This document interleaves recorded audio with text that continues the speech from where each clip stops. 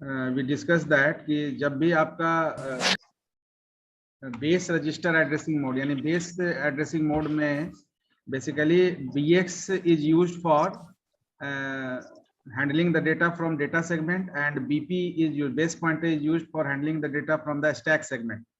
So in this particular question आपका जो है कंटेंट DS और BX रजिस्टर का कंटेंट दिया हुआ है। क्वेश्चन में ये पूछा गया है कि आपका जो ये इंस्ट्रक्शन है इसमें डेटा यानी मेमोरी लोकेशन से डेटा फेच कहाँ से होगा, BX से होगा या DS से होगा। तो because base register is used for handling the content of data segment register, तो whenever this instruction get executed तो BX is used as a base addressing mode. तो बेस एड्रेसिंग मोड में BX जैसे ही use होगा तो ये BX आपका data कहाँ से रिट्रीव करेगा, fetching of data is occur on the in the particular data segment register, not from the base register. So BX is used for handling the data from data segment and BP is used for handling the data from stack segment. तो stack segment के लिए हमारा BP use होता है।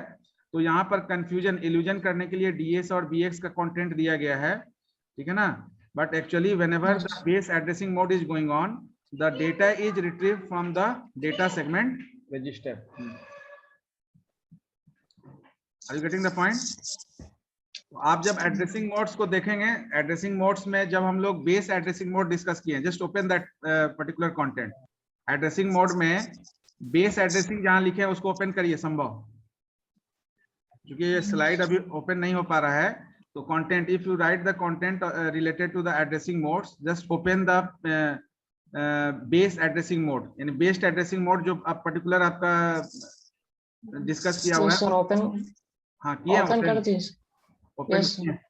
एक minute, तो आप ही share करिए, एक मिनट हम शेयर करने के लिए दे रहे हैं क्योंकि अभी नहीं सर इसमें नहीं किए सर, सामने लैपटॉप ओपन है। अच्छा ठीक है, ठीक। मोबाइल में नहीं। हाँ तो वहां पर देखिए, वहां पर, हाँ वहां पर आपने सर आपने व्हाट्सएप पे शेयर किया है तो आप वहां से डाउनलोड करके कर सकते हैं। है ना, वो है। अभी हम चूंकि कुछ फाइल को सिस्टम से हटा दें, वो तो डाउनलोड करके तो कर देंगे, अभी डाउनलोड करने का जरूरत नहीं है। आपके पास है ना कंटेंट? यस सर, फोन में भी है, आप स्क्रीन शेयर कर दे सकते हैं। उसमें आप देखिए, फोन अभी शेयर कर पाएंगे? यस सर, फोन में भी है सर। तो करिए, शेयर करिए, क्योंकि ये फाइल मेरा ओपन नहीं हो पा रहा है अभी। ट्रांसफर कर दिए, लोकेशन चेंज हो गया।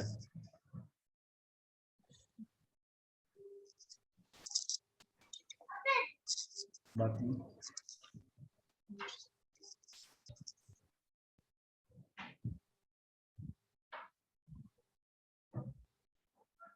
दूसरा आपका जो लास्ट ईयर का क्वेश्चन हम शेयर किए आपके ग्रुप में, दोनों ऑनर्स 1 और ऑनर्स 2 का। Yes sir, go through that question. Sir उसमें कुछ पूछना था सर। हाँ, वो हम बताएंगे, पहले क्वेश्चन आप देख लीजिए, उसके लिए हम टाइम देंगे। अभी पहले टॉपिक जस्ट सी हियर। हाँ, तो इन बेस एड्रेसिंग मोड जब हम लोग डिस्कस किए थे, तो effective address is on the basis, effective address is generated on the basis of base address, that is either BX और BP और 8 बिट और 16 बिट डिस्प्लेसमेंट। तो यहाँ पर देखिए मेंशन किया हुआ है कि BX क्यों यूज होता है, base register is used for data segment और BP is used for stack segment. तो in this question whenever BX is used, जब आपका BX यूज हो रहा है बेस एड्रेस जनरेट करने के लिए, that doesn't matter whether you are using 8 bit और 16 बिट डिस्प्लेसमेंट, वहां नहीं यूज कर रहे हैं, बट BX आप यूज कर रहे हैं, तो उस केस में आपका जो है कंटेंट कहाँ किसके लिए यूज होगा? BX is used for data segment.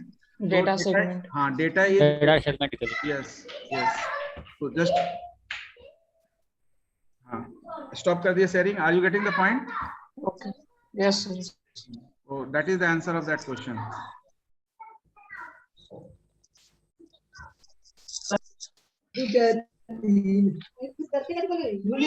इसमें आपको यही बताना था कि from which memory location will the 8086 fetch the data. तो memory location is data segment, from data segment 8086 fetch data while executing the instruction. इस इंस्ट्रक्शन को एग्जीक्यूट करने के लिए डेटा वो डेटा सेगमेंट से रिट्रीव करेगा।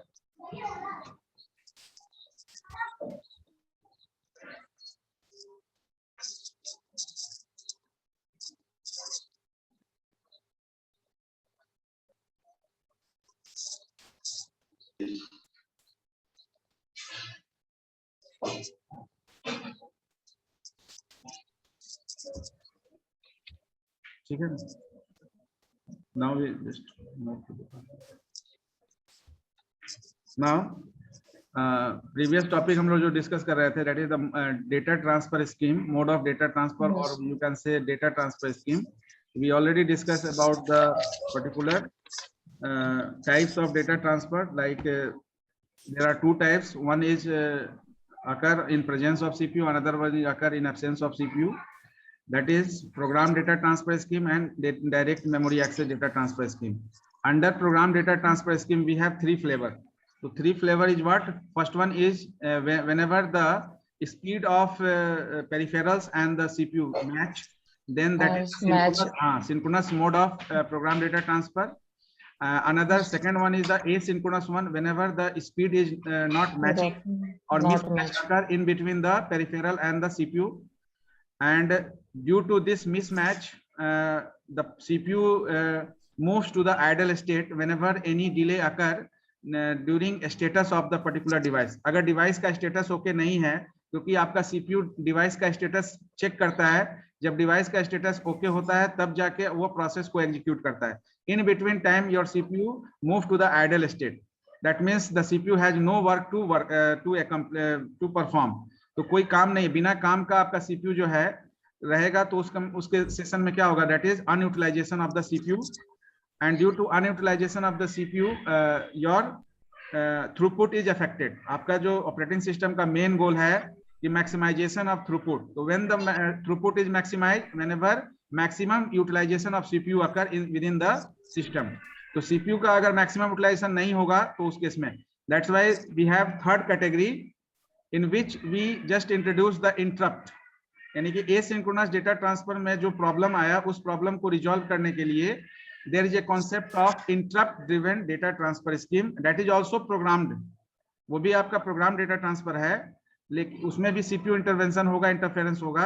लेकिन अगर कोई पर्टिकुलर डिवाइस डिले हो रहा है तो दूसरे प्रोसेस को एलोकेट करके फर्दर सीपीयू का यूटिलाइजेशन हम कर सकते हैं. आईएसआर जैसे जनरेट हुआ, इनपुट आउटपुट के लिए वेट कर रहा है, वेटिंग स्टेट में प्रोसेस गया, उस दौरान दूसरा प्रोसेस एलोकेट होगा. जैसे ही इनपुट आउटपुट इवेंट कंप्लीट होगा, ये आप ऑलरेडी डिस्कस किए होंगे whenever you discuss the process management, that is process state diagram under process management. When the particular process move to the waiting state whenever any types of input output event is incomplete. किसी भी तरह का अगर input output event आपका incomplete है तो your process move to the waiting state. And until and unless, जब तक कि आपका जो है वो इनपुट आउटपुट कंप्लीट नहीं होता है, तब तक आपका प्रोसेस रेडी से रनिंग स्टेट के लिए मूव नहीं करेगा. तो your process move to the waiting state whenever any types of interrupt और ISR is generated for the particular process. तो that is discuss in the last class. अब यहाँ पर क्या है कि मेन जो ऑब्जर्वेशन हम लोग डिस्कस किए कि the data transferred when the input output device is ready for the same and it is suggested for transferring a small amount of data within the system. Programme data transfer जो है हमेशा small amount of data के लिए ही preferable होता है, चाहे वो synchronous हो, एसिंक्रोनस हो या इंटरप्ट ड्रिवन हो. ठीक है ना? कोई एक एप्लीकेशन एक बार ओपन करते हैं तो ये लार्ज वॉल्यूम ऑफ डेटा को मूव कराने के लिए नहीं होता है, particular small amount of data को ही मूव कराने के लिए प्रोग्राम डेटा ट्रांसफर स्कीम हम लोग यूज करते हैं. Now under categories of program data transfer we discuss synchronous, program data, asynchronous, interrupt driven, ये तीनों अभी हम लोग डिस्कस किए. तो सिंक्रोनस में बेसिक फोकस क्या होता है? यहाँ पर सिंक्रोनस में जो इन और आउट इंस्ट्रक्शन जो हम लोग डिस्कस किए as a data transfer instruction, वो भी यूज होता है, because we are going to transfer the data by using input as well as output terminal. तो data transfer occur in between the input and output as well as the processor. तो there is a intervention of processor and input output devices. तो whatever instruction, जैसे आप अगर programming language में भी अगर use करते हैं, if you want to use keyboard, why you are using keyboard? Just to take input, ठीक है ना, for your program. And why you are using monitor और display device? Just to see the just to view the particular effect, whatever effect occur whenever you are taking input and processing is going on. तो process होने के बाद outcome क्या होगा उसको देखने के लिए you are using a display. तो language to language you are changing the printf, like language to language you are changing the input output statement. Basic changing आपका लैंग्वेज टू लैंग्वेज यही होता है. Logical strategy remain same, there is no change.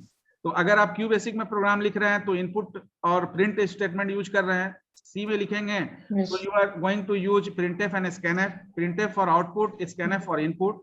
In C++, Yes. you are using cout and scene. Cout is for object for output class, output stream class, and scene is the object for input stream class. Whenever you are writing program in Java, then you are going to use system.out.println, system.in.println. That means system.out, system.in. Again, whenever you are moving to the C#, तो C# में भी वही चीज है, system.in, system.out. That means only the printf यानी कि input output statement will be changed because you are going to use a standard keyboard, a standard input device in the form of keyboard, and a standard output device in the form of monitor or display section where you are seeing each and every output.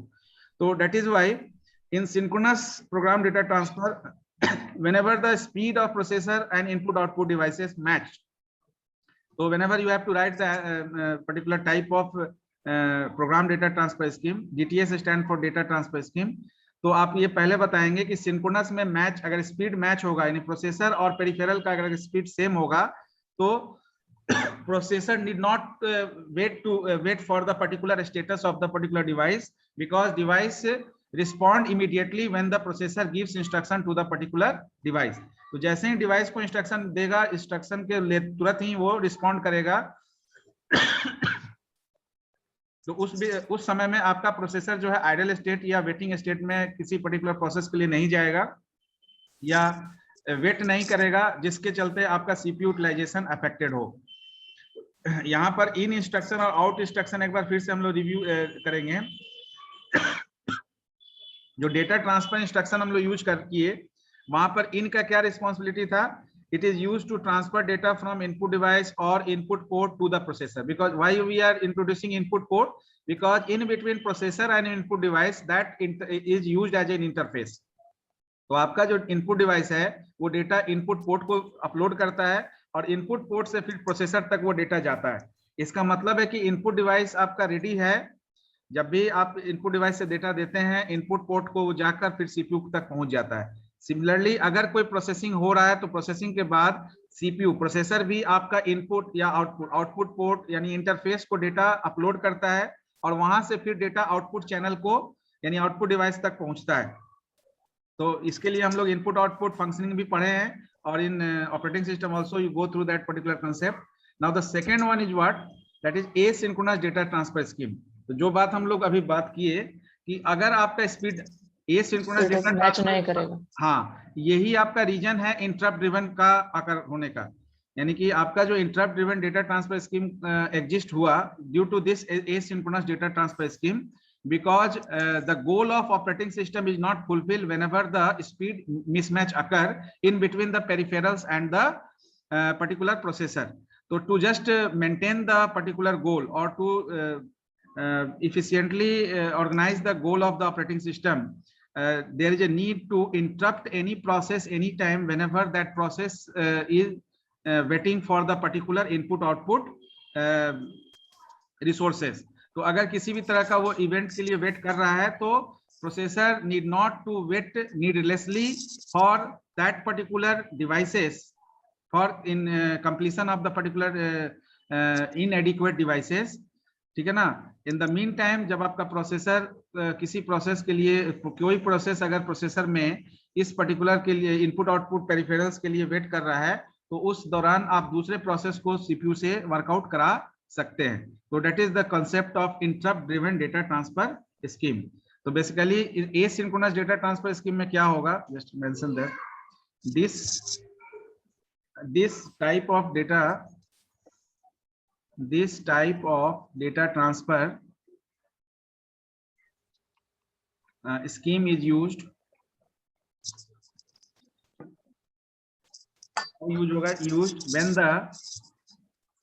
when the speeds of किसका speeds of processor and speeds of peripheral, you can say peripheral में आपका peripherals, that means that is input keyboard, output, mouse, printer, input output and storage devices also हैं।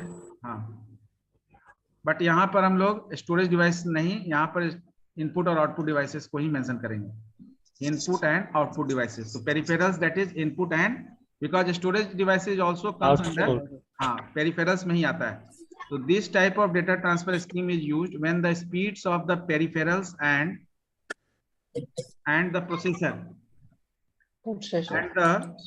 processor or microprocessor, you can write, and the processor do not match and timing characteristics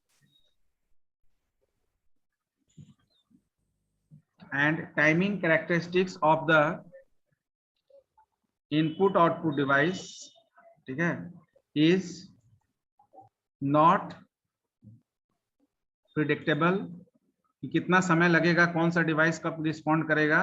क्योंकि आप जब processor instruction देता है, generate करता है, तो उसको वेट करना होता है. जैसे प्रिंटर को प्रिंट कमांड दे दिए, अब प्रिंटर कितने समय में रिस्पॉन्ड करेगा. हो सकता है प्रिंटर अभी रेडी नहीं हो, तो ऐसा नहीं है कि प्रिंटर को प्रिंट कमांड दे दिया गया और प्रिंट हो गया तुरंत.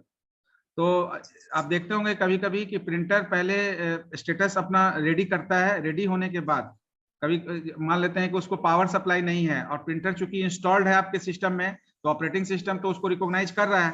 तो जब भी आप प्रिंट कमांड देंगे, तो जो प्रिंटर इंस्टॉल्ड है सबको वो दिखाएगा कि इतना प्रिंटर है इस सिस्टम के साथ जुड़ा हुआ.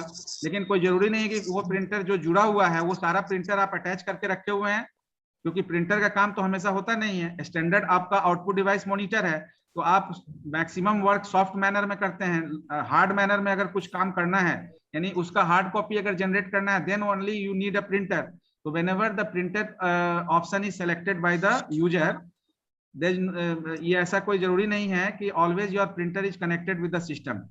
तो if you are not checking, without checking the printer is attached और not, if you are giving the command to the particular printer, then first of all that printer status is checked by the CPU. Processor उसको check करेगा. Check करने के बाद अगर status okay है, then वो ready होगा, और उसके बाद फिर आपका कमांड वहां पर इनिशिएट हो जाएगा.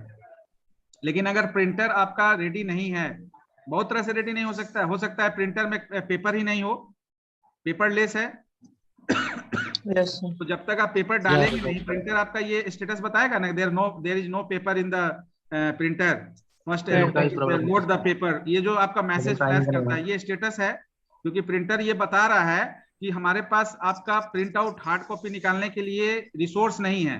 तो first of all allocate resource to us, आप हमको रिसोर्स प्रोवाइड हमारे में कीजिए, उसके बाद आपका जो है वर्कआउट हम कर पाएंगे. तो that is all related to the status of the device, whether that status is of device is okay or it is not okay right now, and it is the device is not ready for execute the instruction.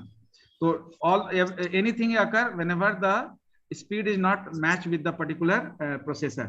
तो आपका basically in this method जो main आपका जो role है क्या है, आपका इस particular section में क्या actually करता होगा processor. In this method, because each devices are connected with the input output port, you can say input output interface in between CPU and the particular device.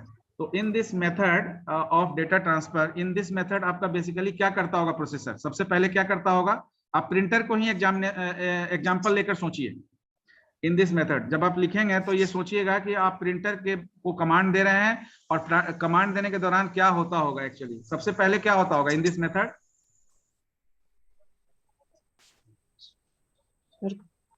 हाँ कोई भी पहले रिसोर्स, हाँ सबसे पहले क्या करेगा, द प्रोसेसर इनिशिएट्स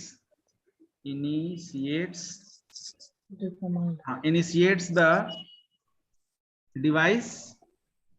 डिवाइस को पहले नॉक करेगा ना, दरवाजा खटखटाएगा कि तुमसे काम लेना है, ठीक है ना. तो the processor initiates the device to get ready, and then goes on checking, ठीक है ना, the status of the device. तो प्रोसेसर पहले इनिशिएट करेगा. मान लेते हैं कि 3 प्रिंटर जोड़े हैं, तो तीनों में से कोई एक प्रिंटर को इनिशिएट करेगा. कैसे इनिशिएट करेगा विष्णु शर्मा, आप प्रिंट किए हैं कभी कोई फाइल? यस सर, क्या बोले सर, फिर बोलिए. हाँ, तो कैसे आप प्रिंट कमांड, जब आप प्रिंट ऑप्शन क्लिक करते हैं तो आपका प्रिंट डायलॉग बॉक्स ओपन होता है। वहां सबसे पहले Yes, क्या sir. करते हैं, अगर आपके पास एक से अधिक प्रिंटर होगा तो सबसे पहला काम है, या तो आप किसी एक प्रिंटर को डिफॉल्ट बनाए होंगे, तो अगर नहीं सेलेक्ट Yes, sir. करेंगे तो बाय डिफॉल्ट उसी प्रिंटर को जाएगा। लेकिन अगर आप Yes, sir. कस्टमाइज करना चाह रहे हैं, यानी कि रन टाइम में आप ये Hmm. सेलेक्ट करना चाह रहे हैं कि इस प्रिंटर को हमको प्रिंट कमांड देना है, तो सबसे पहले क्या करते हैं आप, सिलेक्ट Sir, करते हैं प्रिंटर को ना। print. Yes, sir. हाँ, तो प्रिंटर को सिलेक्ट करते हैं, तो उस प्रिंटर को कोई कमांड भेजने के लिए सीपीयू को क्या चाहिए होता है? प्रिंटर को कमांड देने के लिए अभी जैसे हम आपको विष्णु शर्मा, अभी हम आपका नाम लिए और आपको एक क्वेरी जनरेट, आपके लिए क्वेरी जनरेट की, आप जवाब दे रहे हैं, तो आप तक प्रिंट क्वेरी प्रिंट कमांड देना आपको पड़ेगा। एक मिनट, आपको पहले पर्टिकुलर स्टूडेंट विष्णु शर्मा को कोई क्वेरी हमने किया जिसका सोल्यूशन आप हमको बता रहे हैं, तो ये विष्णु शर्मा, ये क्वेरी हम किस बेसिस पर किए? एड्रेस पे sir. Yes, your Yes, sir. Address. तो विष्णु शर्मा आपका एक पर्टिकुलर प्राइमरी की है जिसके थ्रू आपको हम नोटिफाई कर पाए, आपका नाम एक आपका आइडेंटिफिकेशन है, तो ये आपका मेमोरी लोकेशन है, जिस मेमोरी लोकेशन पर आप एज ए वैल्यू हैं, तो बाय नेम हम कॉल किए, आप रिस्पॉन्ड किए। तो उसी तरह से जितना भी डिवाइसेस है, पेरिफेरल है, हर डिवाइस का एड्रेस कौन नोटिफाई करता है? CPU. CPU operating system. Operating system जब किसी भी डिवाइस को इंस्टॉल करते हैं आप, तो डिवाइस इंस्टॉलेशन समय आपका ऑपरेटिंग सिस्टम क्या करता है, डिवाइस मैनेजमेंट कैसे करता है? उस डिवाइस के ड्राइवर सॉफ्टवेयर के थ्रू, ठीक है ना, there is a device driver software for each and every device. तो जब आप ऑपरेटिंग सिस्टम में पढ़ेंगे डिवाइस मैनेजमेंट, तो डिवाइस मैनेजमेंट में बेसिकली आपको वही चीज बताया जाएगा कि आपका कोई भी डिवाइस को ऑपरेटिंग सिस्टम हाँ कैसे मैनेज करता है, कैसे ऑर्गेनाइज कर, कैसे पता चलता है ऑपरेटिंग सिस्टम को कि यही डिवाइस है, because the device address is already available to the particular operating system anytime whenever the device is needed to instruct, किसी भी तरह का इंस्ट्रक्शन देने के लिए अगर उसका आवश्यकता पड़ा तो उस एड्रेस को, तो डिवाइस एड्रेस के थ्रू आपका सीपीयू उस डिवाइस को एड्रेस यानी कि इंस्ट्रक्शन सेंड करता है। लेकिन जिस डिवाइस एड्रेस को इंस्ट्रक्शन सेंड किया गया, अगर वो डिवाइस अटैच नहीं है, वहां से आपका स्टेटस नॉट ओके का सिग्नल मिलता है। तो सबसे पहले तो डिवाइस एड्रेस सीपीयू भेजेगा। डिवाइस एड्रेस भेजने का मतलब है इनिशिएट करना। अगर डिवाइस एड्रेस मैच हो गया, यानी कि आपका डिवाइस एड्रेस जिसको इंस्ट्रक्शन दे रहे हैं वो रेडी है, तो उसके बाद आपका स्टेटस उसको चेक करेगा कि रेडी स्टेटस आया कि नहीं। तो इनिशिएट करने के बाद ही स्टेटस आएगा। जैसे हम विष्णु शर्मा को अभी बोल रहे हैं वीडियो ऑफ रहेगा, तो हो सकता है विष्णु शर्मा कनेक्ट होकर और वीडियो ऑफ करके कुछ अदर एक्टिविटी में इन्वॉल्व हो गए, ठीक है ना। तो उस समय क्या होगा, हम बोल रहे हैं Vishnu Sharma on your video, on your unmute yourself. Vishnu Sharma is not going to respond me.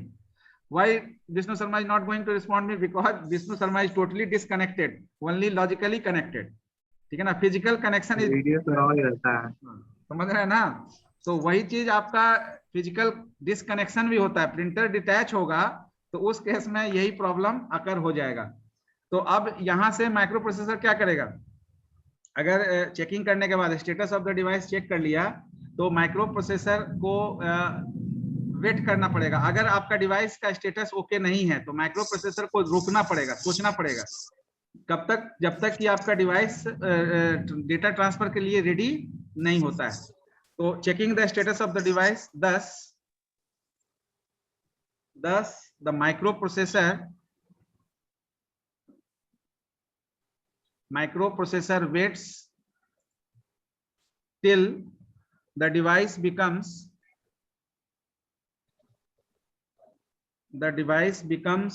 ready to transfer data।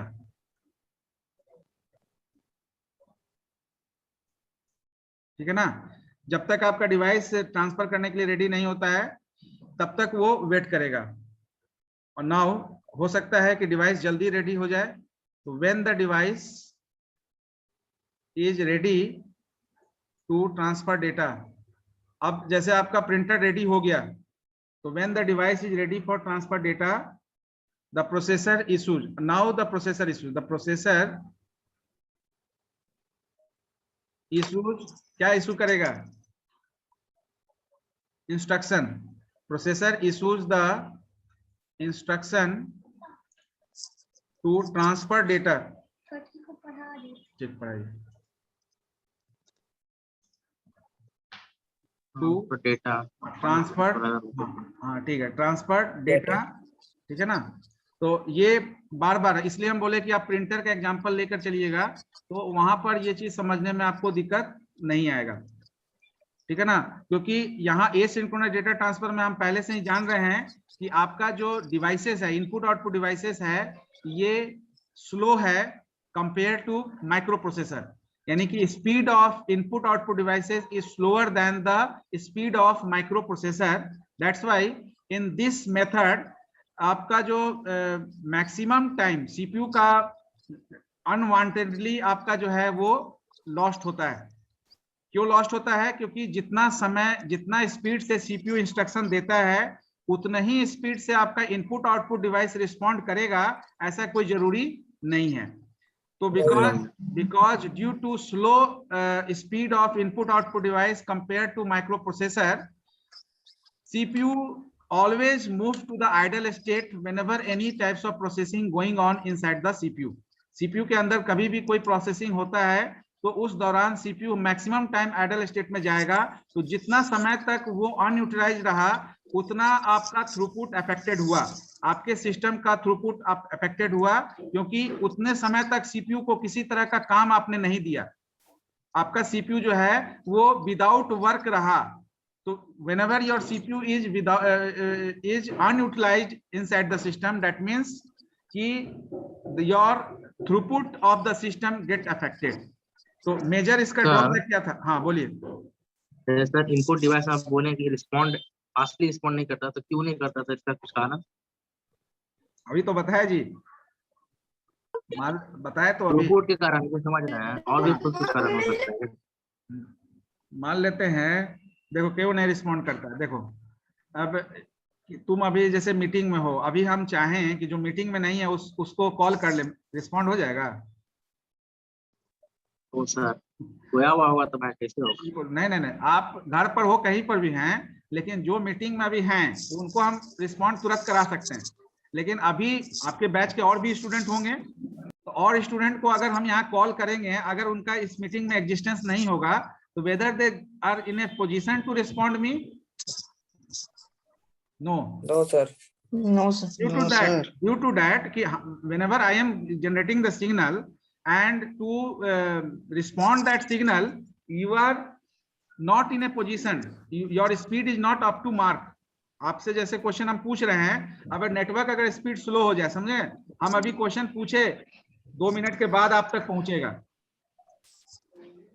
तो हमको 4 मिनट के बाद आंसर मिलेगा, क्योंकि 2 मिनट तो आप सोचेंगे ना आंसर के बारे में. तो ये आपका जो स्पीड आपका अफेक्ट कर रहा है ना, कम्युनिकेशन के बीच, हम दोनों के बीच का जो कम्युनिकेशन है, इस बीच में स्पीड आपका, यानी कि speed affect our communication. That is the same occur in case of memory also. Whenever the concept of cache memory concept introduce करने के पीछे भी रीजन वही था कि आपका जो प्रोसेसर का स्पीड है वो प्राइमरी मेमोरी के स्पीड से बहुत ज्यादा है, ठीक है ना. तो प्रोसेसर रजिस्टर को तो तुरंत रिस्पॉन्ड करवा सकता है प्रोसेसर, लेकिन प्राइमरी मेमोरी को चाहे कि हमने काम दिया और प्राइमरी मेमोरी फेचिंग कंप्लीट करके दे दे, ये जरूरी नहीं है. तो प्राइमरी मेमोरी को समय लगेगा, क्योंकि उसका स्पीड आपके प्रोसेसर के रजिस्टर से स्लो है. हाँ, that is why to maintain the speed between the processor and the primary memory, cache memory is introduced, because cache memory just delay the process. आपका जो प्रोसेस का स्पीड है, processor का speed और primary memory का speed, दोनों के speed को मैच, यानी कि थोड़ा सा मैच करने के लिए, यानी कि आपका डिले थोड़ा सा प्रोसेस होगा, तो प्रोसेसर को प्राइमरी मेमोरी को समय मिल जाएगा. अनदर, जैसे अभी हम अगर आपको लगातार 50 क्वेश्चन पूछ दें, ठीक है ना, हमारे पास लिस्ट है, हम पढ़ते चले जाएं लिस्ट, ठीक है ना, एक के बाद एक, तो आप ये सोचेंगे ना कि ये 50 क्वेश्चन में से कौन सा क्वेश्चन को प्रायोरिटी दिया जाए. पहला के बाद दूसरा पूछेंगे, तीसरा पूछेंगे, पहला भूल जाएंगे कौन क्वेश्चन था. 5वां पूछेंगे तो पहला 4 सब भूल जाएंगे क्या क्वेश्चन था, लेकिन यही चीज जब एक एक करके पूछेंगे आंसर रिस्पॉन्ड लेते हुए तो समय आपका अब इसमें क्या है कि प्रोसेसर तो इनिशिएट करते जा रहा है, लेकिन उसको रिस्पॉन्ड करने के लिए जिस स्पीड का जरूरत है वो स्पीड आपका है नहीं, तो that is the speed mismatch. ठीक है ना, तो उस स्पीड को मेंटेन करने के लिए हमको 2 चीज करना होगा, या तो इन प्रोसेस जिस प्रोसेस के लिए कोई डिवाइस का जरूरत है उस प्रोसेस को ही वेटिंग स्टेट में भेज दें ताकि सीपीयू जो है दूसरे प्रोसेस के लिए वर्कआउट इनिशिएट कर पाए। लेकिन अभी तक क्या ऐसा हो नहीं रहा है। एसिंक्रोनस डेटा ट्रांसफर में क्या हो रहा था, प्रोसेसर आपका प्रोसेस लेता है उस प्रोसेस को किसी तरह का डिवाइस इनएडिक्वेसी के चलते वेट करना पड़ रहा है, तो जब तक वो प्रोसेस वेट कर रहा है उस डिवाइस के एलोकेशंस का, तब तक आपका सीपीयू भी वेट कर रहा है, क्योंकि सीपीयू तब तक वेट करेगा जब तक कि वो डिवाइस ओके नहीं होगा।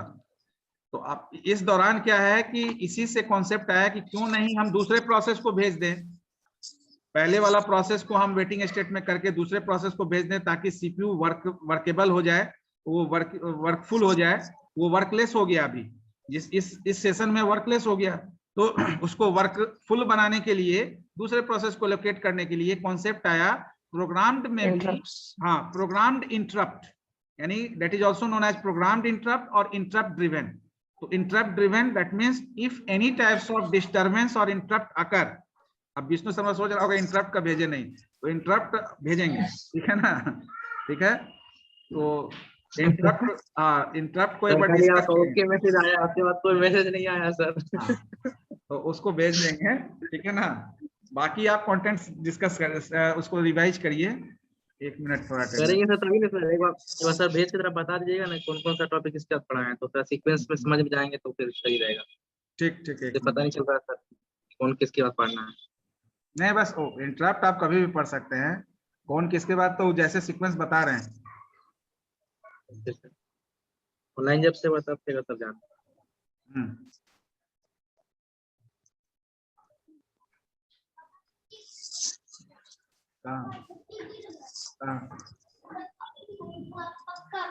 हम बत्ती बता दो है लाल वाला, परसेंट हीटर थोड़ी है। अच्छा रुक जाओ,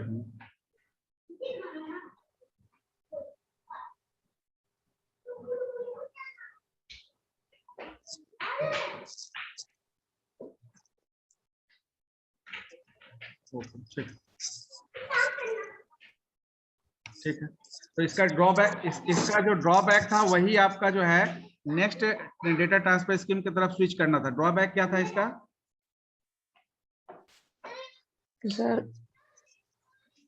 हाँ, due to slow input output devices processor is low input output devices sir, due to slow input output devices processor is not utilized in an efficient manner, ठीक है ना, that is the drawback। तो slow input output devices के चलते आपका processor जो है respond करने में डिले हुआ, तो उस केस में प्रोसेसर आइडल स्टेट में गया, यानी कि no work is assigned for the particular processor and it is totally wasting of timing। so this is the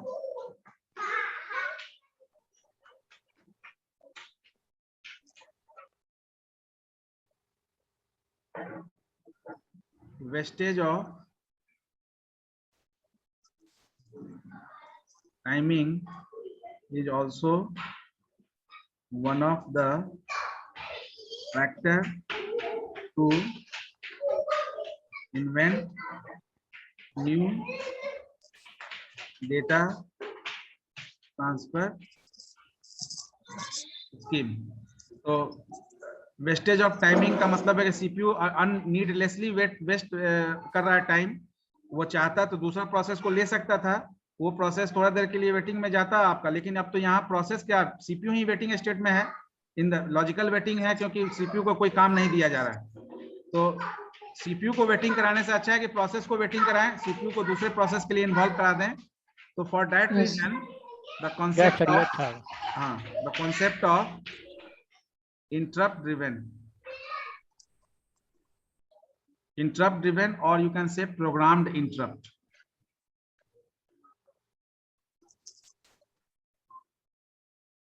Data transfer scheme came into existence. So just rejoin